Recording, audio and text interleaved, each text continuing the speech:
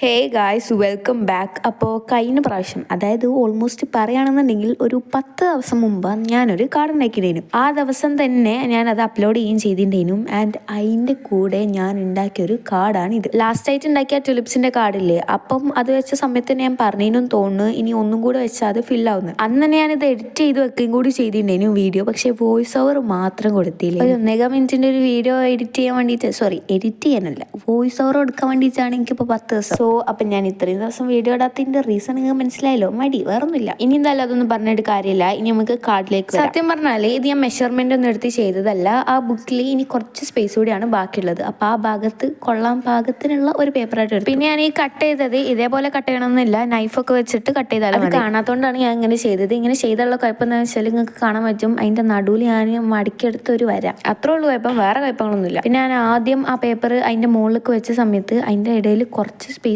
Glue ഇല്ലാതെ വേണം കേട്ടോ. പിന്നെ ഞാൻ പറഞ്ഞ ഫുള്ളാക്കിയ ജേർണൽ ഇതാണ്. ഇതിലുള്ള എല്ലാം ഞാൻ തന്നെ ചെയ്തതാണ്. ആൻഡ് അതിന്റെ വീഡിയോസ് ഒക്കെ ഫുൾ യൂട്യൂബിലുണ്ട്. അപ്പോൾ ഇതിലേതെങ്കിലും ഇഷ്ടപ്പെട്ടിട്ടുണ്ടെങ്കിൽ ചാനൽ കയറി ചെക്ക് ചെയ്ത് നോക്കുക. ആൻഡ് ഇനി മുതൽ ആൾട്ടർനേറ്റീവ് ഡേയ്സിലെങ്കിലും വീഡിയോസ് ഇടാൻ നോക്കാം.